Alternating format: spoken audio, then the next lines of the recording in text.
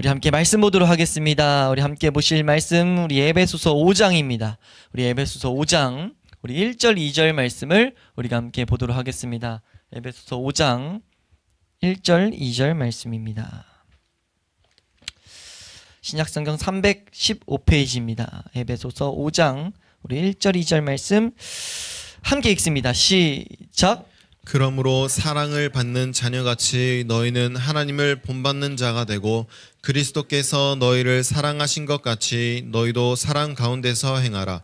그는 우리를 위하여 자신을 버리사 향기로운 제물과 희생 제물로 하나님께 드리셨느니라. 예, 우리가 이제 에베소서 5장으로 들어왔습니다. 제가 맨날 주보를 작성하면서 언제 이 14페이지에서 넘어가나 이걸 계속 주목했는데 아시나요? 여기 주보에 이제 페이지를 적어놓는데 14페이지에 한참 있었어가지고 언제 15페이지 가나 했는데 드디어 15페이지로 넘어왔습니다. 우리가 이제 에베소서 5장 말씀을 보게 되는데 우리 말씀드렸던 것처럼 이 에베소서의 구성이 1장에서 3장 이렇게 묶여있고 그리고 4장에서 6장 이렇게 묶여있다라고 우리가 볼 수 있어요. 그래서 이제 5장으로 들어왔는데 이 5장으로 들어갈 때 바울은 4장의 가르침을 결론 지으면서 넘어갑니다. 그 표현이 이제 그러므로라는 표현 안에 담겨있는 의미거든요. 그러므로라는 단어 자체가 그렇잖아요. 앞에 있는 내용을 가지고 말하는 것. 그래서 지금 5장 1절에 그러므로라고 말하면서 이거는 4장에 있는 내용을 전체 다 받는다 라고 이해하시면 돼요. 좁게 보면 물론 이제 그 직전에 있는 용서하라는 계명 그 명령에 다 있기도 하지만 사실은 4장 전체에 있는 내용이다. 왜냐하면 용서하라는 내용 자체가 4장 내용에서 이어지고 있기 때문에. 그럼 4장 내용을 한마디로 요약하면 무엇이냐 라고 했을 때 4장은요 부르심에 합당하게 행하라 라는 거예요. 한번 따라할까요? 부르심에 합당하게 행하라. 그게 이제 4장 1절에서 나오죠. 실천적인 우리가 성도의 삶의 방향을 말하는 그 4장의 첫 번째 그 내용이 선언이 뭐였냐면 그러므로 라고 하면서 4장도 이제 앞에 있는 내용을 담고 바울이 말하는 권면이 주 안에서 갇힌 내가 너희에게 권하노니 너희가 부르심을 받은 일에 합당하게 행하라 라고 명령하고 있다는 거예요. 이 합당하게 행하는 명령으로서 이제 어떻게 부르심에 합당하게 행할 수 있을까에 대한 내용으로 그리스도 아는 지식, 그러니까 삶의 그리스도인의 바탕, 실천의 바탕을 가르쳤죠. 라고 우리가 이해하시면 됩니다. 이 틀을 가지고 이제 5장에 들어와서는 부르심에 합당하게 행하는 사람들이 좀 더 구체적인 삶의 방향들을 제시하고 있는 겁니다. 우리가 성도로서 살아갈 때 정말 참된 성도라면 이 방향이 계속해서 추구돼야 되고 이 방향에서의 열매를 맺어야 된다는 거예요. 이거 없으면 부르심에 합당한 것이 아닙니다. 라고 봐도 무방합니다. 그래서 바울은 이 정확한 기준들을 줌으로써 성도들이 이리저리 휘둘리지 않게 지금 길을 가르쳐주는 거예요. 그리스도 안에서 그리스도 아는 지식이 우리를 어떻게 변화시키는가에 대한 그 분명한 지침이라고 우리가 볼 수 있죠. 그래서 지금 5장에서는 4장에서도 합당하게 행하라 라고 말하면서 행하라는 단어가 좀 반복되거든요. 그러면서 이제 너희는 이 방향과 같이 행하지 말라 라고 하면서 행하지 말 것을 말하면서 5장에서는 특히 이 행하라는 단어가 행하라는 건 우리 삶에서 하는 실제 우리가 해나가는 삶의 방향들을 말하는데 이 행하라는 단어를 5장에 3번 연달아 계속 씁니다. 그래서 여기서 이제 오늘 우리가 본 사랑 안에서 행하라, 그 다음에 빛 가운데 행하라, 그 다음에 나오는 것이 지혜롭게 행하라 라고 하면서 행함에 대한 구체적인 목표를 계속해서 우리 성도들에게 우리들에게 주고 있다는 거예요. 그래서 우리가 성도가 살아갈 때 이 지점들을 정확하게 세워놔야 된다는 거죠. 그러니까 막연하게 살아가는 게 성도가 아니라는 겁니다. 그러니까 성도로 살아갈 땐 분명하게 지점들을 바라봐야 돼요. 내가 성도라면 이것들을 계속 추구해야 되는 것이 마땅하다라는 것을 우리 마음 가운데 분명하게 세워놔야 된다는 거죠.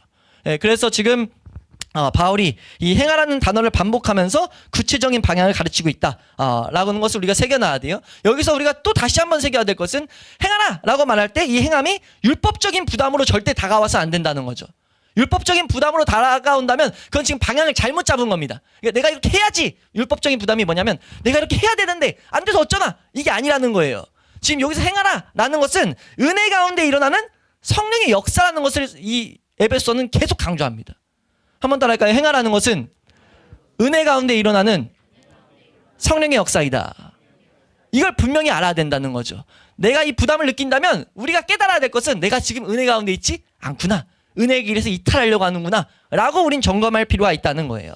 그래서 지금 바울이 말하는 이 핵심 내용은 성도의 삶은 반드시 복음이 주는 열매가 맺혀져야 된다. 그 열매가 드러나야 된다라는 것을 말하고 있다. 라는 것을 우리가 생각하면서 이 말씀을 이제 봐야 됩니다. 그래서 우리가 오늘은 이 시간 부르심에 합당하게 행하는 구체적인 방향 중 한 가지, 이 사랑 안에서 행하라 라는 내용을 우리가 이제 배우게 됩니다. 우리가 이 내용이 어떻게 우리에게 주어지고 있는지, 이 메시지를 우리가 어떻게 세워놔야 되는지 우리가 말씀 하나씩 살펴보면서 배워가도록 하겠습니다. 우리 먼저 1절입니다. 1절 말씀 함께 읽도록 하겠습니다. 1절 함께 읽습니다. 시작. 그러므로 사랑을 받는 자녀같이 너희는 하나님을 본받는 자가 되고. 네, 지금 앞에 있는 내용을 이제 품으면서 부르심에 합당하게 행하기 위해서 너희는 뭐 해야 되냐라고 했을 때 지금 한마디로 요약하면은 하나님을 본받아라 라고 말하고 있어요. 그래서 오늘 제목 자체가 사실 바울이 담고 있는 거거든요. 성도는, 우리가 그리스도인의 삶은 그 전체를 한마디로 요약하면은 하나님을 닮아가는 거다. 이거 놓치면 안 된다. 우리는 하나님을 닮아가는 거야 라는 개념을 가르치고 있다는 거죠. 네. 그러니까 그리스도인의 삶의 이 변화의 결국 목표는, 궁극적인 목표는요, 하나님을 닮아지게 되는 거예요. 우린 하나님을 닮아가는 삶을 추구해야 됩니다. 바라봐야 돼요. 왜요? 하나님이 그렇게 만드시겠다고 지금 우리를 인도하고 가르치고 계시거든요. 그래서 예수님께서도 산상수훈에서, 마태복음 4장에서, 이 4장 구조는 특별히 이 에베소서랑도 비슷한데 용서가 나온 뒤에 지금 이 개념이 나와요. 어떤 개념이냐면 하나님의 온전하신가 같이 너희도 온전해라. 그러니까 하나님이 온전하시니까 너희도 그걸 닮아가서 온전하게 된다 라는 걸 말하고 있어요. 하나님이 온전하신 보면 너희도 온전하게 된다. 이 개념을 말하고 있다는 거죠. 베드로전서에서도 1장 15, 16절 말씀 보면 베드로가 이렇게 말해요. 너희를 부르신 거룩한 이처럼 너희는 거룩해야 된다. 우리 한번 읽어볼까요? 베드로전서 1장 15, 16입니다. 함께 읽습니다. 시작. 오직 너희를 부르신 거룩한 이처럼 너희도 모든 행실에 거룩한 자가 되라. 기록되었으되 내가 거룩하니 너희도 거룩할지어다 하셨느니라. 아멘. 지금 성경이 이 개념을 계속해서 가르치고 있다는 거죠. 성도는 부르심을 받았으면 마땅하게 하나님을 닮아간다 라고 말하고 있다는 거예요. 그러니까 우리가 성도로서의 삶의 궁극적인 목표, 참된 성도는 하나님 닮아가는 것을 계속 사모해야 됩니다. 사모돼야 돼요. 우린 그걸 계속 바라봐야 된다는 거죠. 그러니까 하나님을 결국 본받는다는 것은 하나님의 성품을 닮아가는 것, 그것을 향해 나아가는 삶이다 라고 우린 이해하셔야 된다는 겁니다. 이게 바로 어떻게 보면 성화의 방향이에요. 성화의 방향. 그러니까 성화라는 것이 뭐냐면은 성화는 거룩하게 변화된다. 이게 단어 자체 뜻을 보면 그런 거거든요. 변화된다. 그러니까 우리가 성도로서 살아갈 때 일어나는 변화를 성화라고 하는 거예요. 왜요? 그리스도 아는 지식이 우리를 변화시키니까. 그럼 그 성화의 방향이 무엇이냐? 우리 성화가 어떻게 되는가? 라고 했을 때 성화는 단순히 죄를 덜 짓게 된다 이런 게 아니라는 겁니다. 성화는 하나님을 본받는다 라는 거예요. 그러니까 우리는 하나님을 본받는 그 길을 향해 계속해서 나아가는 자들이다 라는 것을 우리는 분명히 알아야 된다는 겁니다. 우리가 여기서 잠깐 좀 생각할 것은 하나님을 본받는다고 해서 우리가 하나님을 본받는 것, 그런 생각하다 보면 마귀가 또 곁길로 빠지게 하는 것이 하나님은 창조의 능력이 있고, 그러니까 실제로 그렇게 가르침이 있거든요. 이 시대에 예수 그리스도의 전능성이 있고, 예수님은 막 병든 자를 치료했고 그러고 기적을 행하셨고 하니까 와, 이거 본받으니까 나도 이거 본받아야지, 이거 추구해야 되겠다, 이런 은혜를 구하게끔 막 마귀가 광명한 천사로서 우리를 유혹할 수 있거든요. 왜냐하면 우리 입맛에 맞으니까. 근데 그런 걸 본받으라는 게 아닙니다. 그런 건 따지면 하나님의 고유 속성이에요. 하나님의 전능하심, 이거 우리 닮으라고 지금 말하고 있는 게 아니에요. 하나님의 전능하심과 하나님의 불변하심, 언제 어디서든 있고 막 사람 마음을 알고 이런 것들은 우리에게 지금 닮으라고 하는 영역이 아닙니다. 네. 닮으라고 하는 영역은 이건 창조주만의 절대적인 영역이므로 본받은 영역이 아니고, 하나님께서 지금 우리에게 본받으라는 것은 이걸 좀 이게 정의 내리는 말로 하나님의 전달 가능한 속성이 있다, 이런 식의 정리를 내리거든요. 그러니까 우리 믿음의 선배들이 성경을 얼마나 정확하게 붙들기 위해서 고민하고 기도했는지를 우리 사실 믿음의 선배들의 씨름을 보면 좀 알 수 있어요. 이 부분 앞에서 막연하게 하나님 본받으라 막연하게 생각하지 않고 구분했다는 거죠. 전달 불가능한 속성, 전달 가능한 속성. 왜냐하면 우리가 추구해야 될 것들을 정확히 알아야 되기 때문에. 그럼 전달 가능한 속성이 무엇이냐라고 했을 때 그거는 하나님의 거룩하심, 하나님의 의로우심, 하나님의 선하심, 하나님의 사랑, 하나님의 긍휼, 하나님의 자비, 하나님의 오래 참으심, 하나님의 앞에서 직전에서 봤던 하나님의 용서하심, 이런 등등 하나님의 그 성품적인 것들을 우리는 닮아가게 된다는 거예요. 우리가 추구해야 될 방향이 이거라는 겁니다. 그러니까 우리가 하나님을 본받는 자라고 했을 때 이것들이 염두돼야 된다는 거예요. 그래서 이 성화라는 것이 다시 한번 정리하고 넘어가면 성화라는 것은 세상 사람들이 말하는 어떤 착하게 살자 이런 개념이 절대 아니라 그런 수준이 아니라 하나님 자신이 우리의 기준이 되는 도덕적 기준이 되는 삶이에요. 하나님이 기준이다. 하나님이 기준이고 하나님의 성품이 우리 가운데 계속해서 형성되는 것. 이것이 성화의 본질, 성화의 방향이다라는 것을 우리는 분명히 알아야 될 필요가 있습니다. 예, 그래서 그것을 이제 기반 삼아서 이제 바울이 이 1절에서 사실 1절을 보면 왜 우리가 하나님을 본받아야 되는지, 우리가 계속 하나님을 본받게 되는지라고도 말할 수 있어요. 그것을 이제 그 이유를 분명하게 말하는데 그 이유는 뭐라고 말하냐면 우리가 하나님의 사랑을 입은 자녀이기 때문이다 라고 말하고 있는 거예요. 그러니까 우리가 왜 하나님을 본받는 자가 되는가? 우린 하나님의 사랑을 입은 자기 때문에. 이건 필연적인 어떻게 보면 그 인간관계를 설명하는 겁니다. 우리 하나님의 사랑을 입은 자녀이기 때문에 우리 하나님 본받는 자가 된다 라고 지금 말하고 있는 거라는 거죠. 명령을 통해서 그거에 적극적으로 참여하고 바라보라고 말하고 있다는 거예요. 예. 지금 그래서 여기서 단어를 한 두 가지 보고 가면 사랑을 입은 자녀 가치라고 했을 때 이 가치라는 것이 이 단어 안에는 사실 뜻이 뭐뭐로서 뭐뭐에 따라 라는 그런 의미가 담겨 있습니다. 그래서 이 단어는 지금 이 뒤에 있는 것의 이유, 어떻게 보면 그것이 나오는 어떤 방법, 이 단어 자체를 쓸 때 어떤 뒤에 있는 것을 설명할 때 그것이 이루어지는 이유 혹은 그것을 하게 되는 방법, 이걸 말할 때 이 단어를 써요.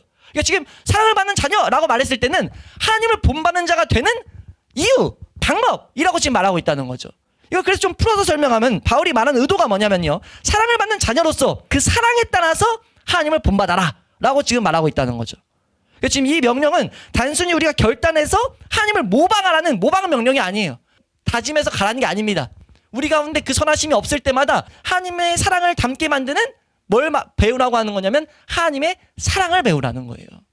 왜냐하면 지금 성경은 분명 우리에게 말하는 게 하나님의 사랑을 우리가 깨닫게 될 때, 하나님의 사랑이 성령을 통해서 우리 가운데 역사하게 될 때, 실제로 깨닫고 그걸 인식하게 될 때 그 사랑이 역사하게 된다 말하거든요. 그 역사가 우리를 어떻게 만드냐면 하나님을 닮게 만든다는 겁니다. 이거 중요한 진리거든요. 성도의 삶은요, 하나님의 사랑을 아는 만큼 변화돼요. 그 사랑이 우리를 변화시킨다는 것을 계속 가르친다는 거죠. 이 중요한 개념을 하나님의 은혜 가운데 희미하게나마 알게 하기 위해서 종종 말씀드리죠. 이 세상에서도 하나님을 모르는 이 세상 가운데서도 사랑에 대한 능력을 조금씩 알게 했다고. 그 중에 가장 대표적인 사랑이 뭡니까? 자녀를 향한 부모의 사랑. 이 사랑이 사람이 그렇게 이기적인데 사람이 자녀를 위해서 헌신하게 만든다는 거죠. 이건 이해할 수 없는 영역이거든요.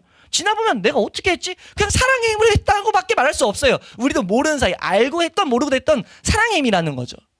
그러니까 이 세상에서 또 연인 가운데 부부 간의 이 사랑을 통해 가지고 사랑을 위해서 헌신하게 만든다는 거. 이게 희미하게나마 지금 알게 한 우리로 하여금 하나님의 사랑에 대해서 알 수 있는 일반 은총이라고 우리는 볼 수 있습니다.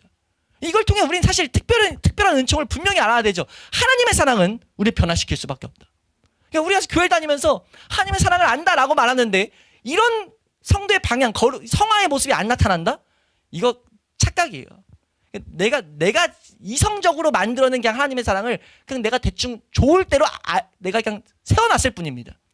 분명히 성경이 말하는 하나님의 사랑은요, 성령의 역사로 깨닫게 되는 그 사랑은요, 우리의 삶을 변화시킬 수밖에 없다는 거죠. 그러니까 성화는 뭐냐? 성화를 해나가는 성화의 동력은 뭐냐? 라고 했을 때 사랑에 대한 인식이다 라고 볼 수 있어요. 그래서 하나님의 사랑을 인식하는 것이 성화의 동력입니다. 성화를 막 해나가게 만드는 동력이라는 거죠. 예, 그래서 오늘 본문은 하나님의 사랑을 아는 자는 하나님을 본받는 열매를 맺는다는 진리를 지금 보여주고 있다라는 것을 우리는 분명히 이 말씀을 통해 배워야 돼요. 이것을 이 1절에서 정확히 말하고 있는 것은 우리가 사실 이 단어, 두 번째 살펴볼 단어가 되고입니다. 이 되고란 단어가 분명하게 우리로 하여금 이 진리를 담고 있어요. 그러니까 이 단어는 우리가 저번 주에 봤던 그 4장 32절에 용서하심과 같이 용서하는 자가 되라, 용서를 해라 이렇게 말했잖아요. 그러면서 그 단어에 대한 의미를 좀 설명드렸습니다. 그 단어가 뭐냐면 기노마이다. 이 기노마이라는 단어는 뭐뭐가 되어지다, 뭐뭐가 뭐 자라가다, 이렇게 성장 이런 것들 만들어지다. 그러니까 단어 자체에 숭태적인 성향이 있어요. 만들어져 가는 거죠. 식물이 자라는 건 그냥 되어지는 거예요. 그런 단어가 쓰였다고요. 그러니까 되어지는 그 단어를 쓰면서 그 단어 형태가 그 되어진 일에 참여하라 라는 이런 형태를 쓰고 있다는 거예요. 그 형태 32절의 형태와 아예 똑같은 단어입니다. 아예 똑같은 단어를 쓰고 있어요. 형태까지. 그러니까 지금 여기는 되어지는 일, 그 일에 너희는 참여해라 행하라라는 명령이에요. 그러니까 지금 사랑받는 자녀, 이거는 하나님을 본받는 자가 되니까 이 되는 일에 너희 적극적으로 참여해라. 어떤 명령입니까? 하나님 사랑 아는데 힘쓰라는 거죠. 우리가 하나님 사랑을 정확하게 우리의 삶 가운데 우리가 깨달아지기를 우린 간구하라는 겁니다. 예, 우리가 지금 이 5장 1절의 명령, 이 말씀을 우리가 분명하게 세워놓고 그것을 추구할 수 있기를 주의 이름으로 축원합니다. 예, 성도는요, 하나님의 사랑을 더 깊이 할 때 하나님의 사랑을 닮아가게 된다. 예, 성도가 이 하나님을 본받으라는 명령을 지킬 수 있는 이 길을 우리가 분명히 알아야 될 줄로 믿습니다. 예, 그래서 이거는 우리 스스로 이룰 수 있는 하나님을 닮아가라는 것, 하나님 본을 받으라는 것은 우리가 스스로 이룰 수 있는 목표가 아니라 오직 하나님께서 성도에게 주신 이 사랑을 알 때 주어진다는 것을 우리 분명하게 기억해야 됩니다. 예, 그래서 이거에 대해서 좀 더 구체적으로 정확하게 설명하기 위해서 우리 정확하게 그 지점을 보이기 위해서 말하는 것이 자녀에 대한 내용이 나오는 거죠. 창조, 너희가 피조물로서 하나님을 본받아라가 아니라 자녀로서 하나님을 본받아라. 자녀로서 아버지를 본받아라 라고 지금 말하고 있어요. 실제 하나님은 하나님의 사람들을 대할 때 실제 부모의 마음으로 그 사랑하는 아버지의 마음으로 나타나시는 그 모습을 많이 성경이 비추죠. 네, 그렇게 비추는데 우리가 여기서 생각해야 될 것은 사랑받는 자녀들은 사랑받는 자녀의 모습을 통해서 우리는 이걸 좀 배울 수 있거든요. 사랑을 정말 많이, 부모의 사랑, 아버지의 사랑을 막 많이 받는 자녀는요, 어떤 일이 따라오냐면 그 아빠처럼 되고 싶어져요. 이해되세요? 우리가 이 자녀를 키우는 과정 가운데서도 그 개념을 지금 바울이 끌고 들어오는 거거든요. 자녀가 정말 사랑받는, 사랑으로서 양육받은 자녀는요, 그 사랑을 주는 부모를 따라가고 싶어 합니다. 그게 사람의 그 기본적인, 하나님이 지을 때 어떻게 넣어놓은 하나의 모습이라는 거죠. 지금 그 모습을 가져오는 거예요, 바울이. 사랑받는 자녀, 그 아버지처럼 되지 않냐? 그래, 너희 그 사랑을 정말 받았다면 변화될 수밖에 없어. 이 개념을 지금 가르치고 있다는 거죠.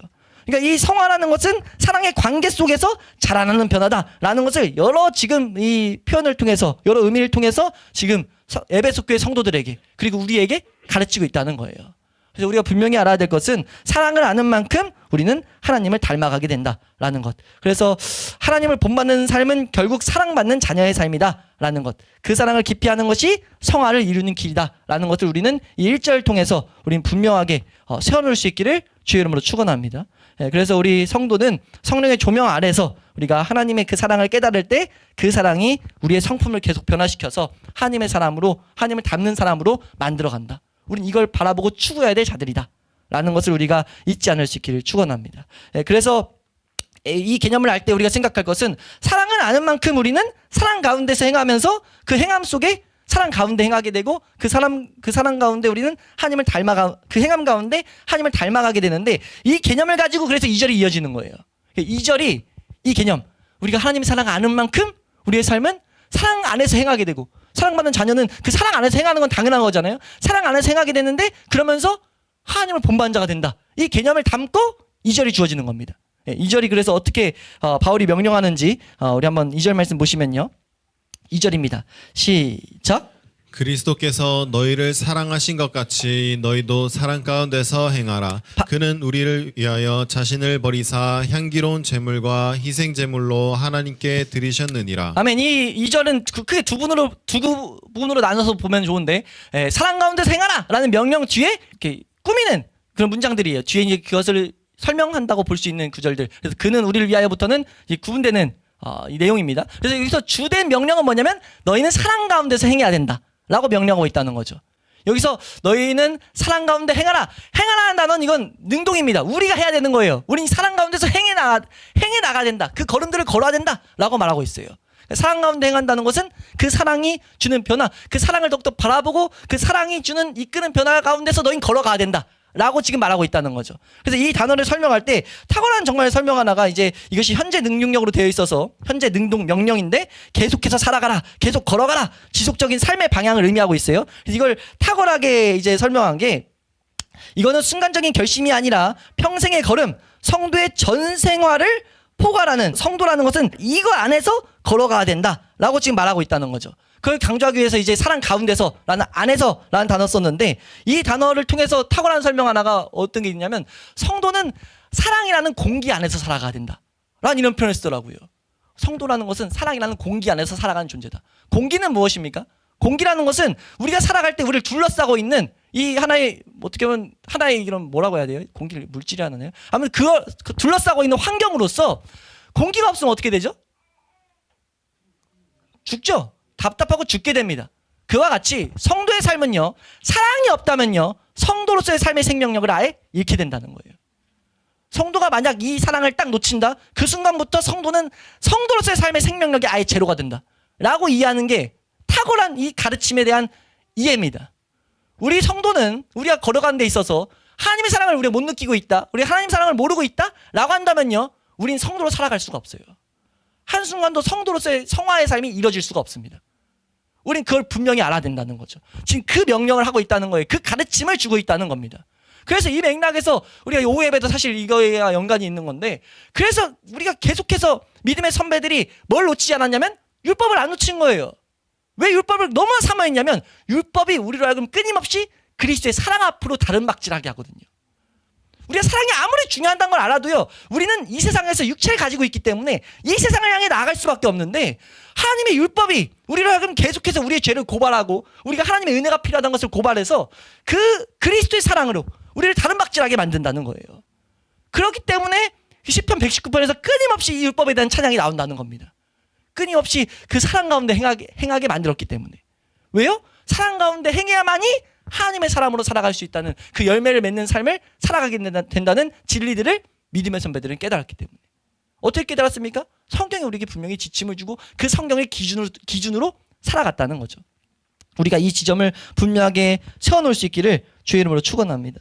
예, 그래서 우리는 이 하나님의 사랑이 우리의 생각을 지배하고 우리의 말과 행동을 이끄는 삶의 원동력이 되어야 된다라는 것. 예, 그래서 1절에서 말했던 하나님을 본받는 것이 하나님의 사랑을 아는 것에서 이루어진다라고 말씀드렸는데, 2절에서 지금 그 진리를 분명하게 지금 가르치고 있다. 예, 그 사랑을 아는 자만이 하나님을 본받을 수 있는데, 그래서 우리가 그 본받는 것을 요약해서 말하는 것이 너희는 이 사랑 가운데 행하라 라고 말하고 있다는 거죠. 이 사랑이 우리의 생각을 바꾸고 이 사랑이 우리의 발걸음을 계속 이끌면서 이 사랑이 결국 우리를 하나님을 본을 받는 사람으로서 만들게 된다 라는 걸 말하고 있다는 거예요. 이 시점을 정확히 봤을 때 지금 우리가 이해하셔야 돼요. 1절에 하나님의 사랑이 우리를 변화시킨다고요. 하나님의 사랑을 받는 것을 우리가 알 때 우리를 변화시킨다고요.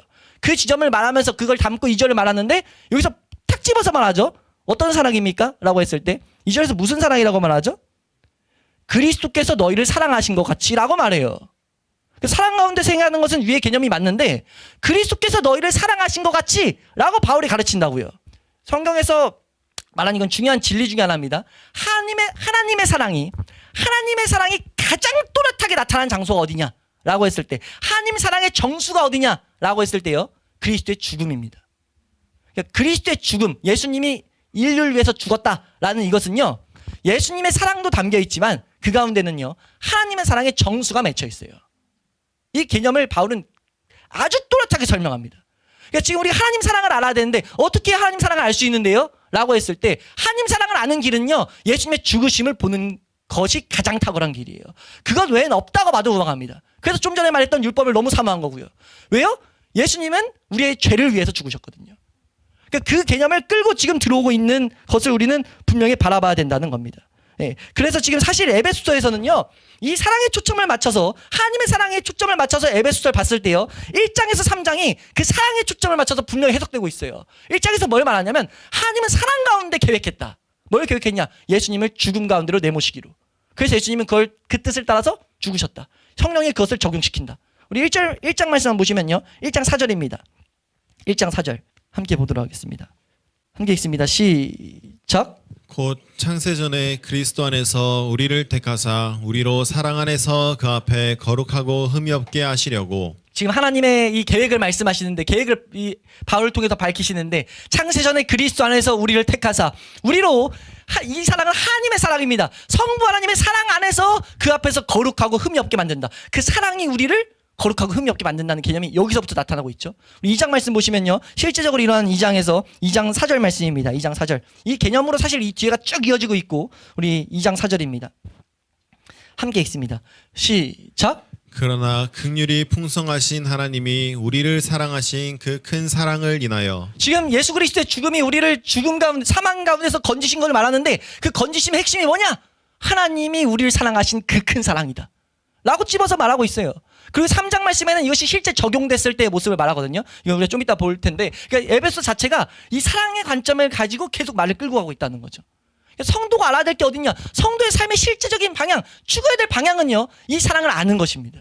왜 아는 것을 추구해야 돼요? 이 사랑이 우리를 변화시킬 거기 때문에. 이 사랑을 맛보는 것이, 처음 맛보는 것이 구원이라고 볼 수 있어요. 이 사랑을 제대로 깨닫는 것이 구원이 성취되는 겁니다. 거듭남이 이루어지는 겁니다. 그래서 이것을 추구하게 되는 것들은 그 거듭남을 맛본 자들만이죠. 그래서 우리 이 성도 예배 가운데 이것이 추구 안 된다라고 했을 땐 분명하게 진단하셔야 돼요. 내 상태를. 내가 지금 구원을 향해 달름박질해야 되구나. 내가 이 사랑을 맛봐야 되는구나. 이 맛보게 하는 건 오직 성령의 역사라는 걸 우리는 알아야 됩니다.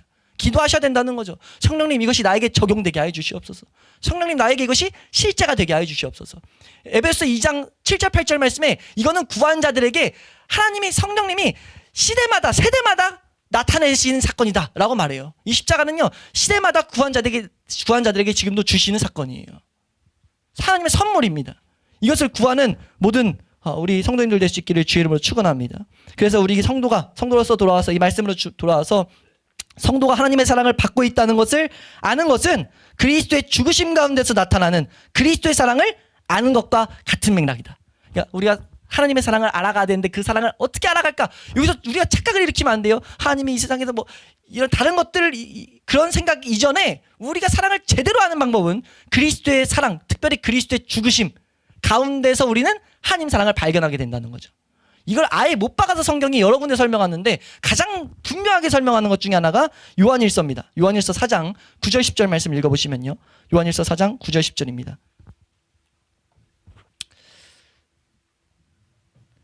함께 읽습니다. 시작.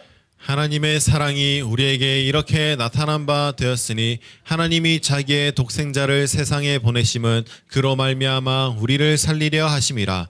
사랑은 여기 있으니 우리가 하나님을 사랑한 것이 아니요 하나님이 우리를 사랑하사 우리 죄를 속하기 위하여 화목제물로 그 아들을 보내셨음이라. 아멘. 하나님 사랑이 어디 있는가? 하나님 사랑은 여기 있다. 하나님 사랑은 우리의 죄를 속하기 위한 그 화목제물 가운데 있다. 이거 우리 바라봐야 된다는 거죠. 이걸 우린 경험적으로 우린 아는 자들이 돼야 된다는 겁니다. 예, 바울이 지금 이걸 여기서 말하고 있다는 거죠. 그리스도께서 우리를 사랑하셨다. 그래서 이 2절 자체가 표현이 사실 이 하나님의 사랑을 보기 위해서 그리스도를 말하는 거예요. 그래서 2절에서 그리스도께서 너희를 사랑하신 것 분명하게 지금 여기도 설명하는 게 이건 부정과거라는 표현을 썼어요. 이건 부정과거는 뭐냐면 역사 가운데 완성된 사랑. 그러니까 여기서 그걸 이 예수님의 사랑을 이렇게 과거형으로 쓸 때는 완벽하게 십자가 위에서 이뤄진 완결적이고 객관적인 그 사랑의 사건을 가리킵니다. 십자가상에서 일으킨 사건을 가르치고 있다는 거죠, 바울은. 그리스도께서 너희를 사랑하셨던 그 사랑, 그 사랑의 완성된 모습, 십자가 그것을 너희가 바라봐야 된다. 그것 같이 너희는 사랑 가운데 행하라. 라고 지금 말하고 있다는 거죠. 네, 그래서 바울은 이 사랑에 대해서 딱 지점을 말하고 이제 이 사랑의 부연으로서 핵심 메시지를 이어서 분명하게 말하고 있어요. 그것이 아까 우리가 나왔던 뒤에 부분 뭐라고 말하냐면 그는 우리를 위해서 자신을 버리사라고 말합니다. 그는 우리를 위해, 예수님은 우리를 위해서 자신을 버리셨다라고 지금 말하고 있어요. 그래서 버리다라는 단어는 넘겨주다, 내어주다, 바치다라는 의미예요. 자발적인 자기 헌신을 좀 가르치고 있는데 예수님은 누구에게 강요당한 것이 아니라 자기의 뜻으로 내줬다. 그리스도의 사랑이다. 예수님의 사랑이 이 안에 또 담겨 있다. 라는 것을 말하고 있다는 거죠. 이 표현 안에 예수님의 사랑이 전적으로 자기가 희생해서, 마치 부모가 희생해서 자녀를 키우는 것처럼 그보다 더 비교할 수 없을 예수님의 사랑이 그 가운데 담겨 있다는 거죠. 예수님의 죽음이 우리를 대신해서 이루어진 구속적인 그런 희생이었다라는 것, 대속적인 희생이었다, 우리의 죄를 용서하시는 희생이었다라는 것들을 지금 말하고 있다는 거예요. 그래서 우리가 이 성도가 이 사랑을 알게 되면, 성령의 조명하신 가운데 우리가 분명히 알게 된다면 하나님의 사랑이 부음받고 예수님의 사랑을 알게 되면 하나님의 사랑도 부음받고 우리의 삶은 변화될 수밖에 없다라고 지금 가르치고 있다는 거죠. 이 지점이 우리가 바라보고 구해야 될 은혜라는 겁니다. 이것을 우리는 바라보고 구해야 돼요. 우리가 이것을 소망해야 됩니다. 성도의 방향은 이 사랑을 더욱더 알아가는 삶이에요. 이것이 우리를 변화시킬 것을 우리는 맛봐야 되기 때문에. 그것 가운데 바울은 또 하나 붙이는 설명이 뭐냐면 이 일은요, 하나님이 기뻐하시는 일이라는 거죠. 우리가 이 예수 그리스도의 사랑을 알아가는 일, 이 가운데 반드시 율법은 필수적인 필요거든요. 이 가운데 여러 가지 우리의 삶이 부딪히고 괴롭고 할 수 있는데 그런 모습 가운데 우리가 알아야 될 것은 이 모든 씨름이 그 자체로 하나님이 기뻐하시는, 하나님이 흠양하시는 내용이라는 거죠. 그것이 이제 바울이 여기서 구약 제사의 언어를 사용하면서 표현하고 있어요. 지금 뭐라고 위에 붙이냐면은 자신을 내주었다. 이것은 향기로운 제물과 희생 제물로 하나님께 드리신 거다라고 지금 말하고 있어요. 예, 여기서 사실 이걸 원어를 좀 보면 정확한 건 그냥 향기로운 하나님이 받으시는 향기로운 제물과 희생 제물이 됐다 이런 표현이 그냥 붙어 있는 건데 여기서 주목할 건 향기로운 냄새예요. 이 향기로운 냄새라는 표현은 완전히 구약 제사 중에 제사 용어입니다. 구약 제사 중에 하나님이 받으셨다. 이 제사 받았다. 하나님이 기뻐하셨다라고 한 것을 향기로운 냄새라고 말해요.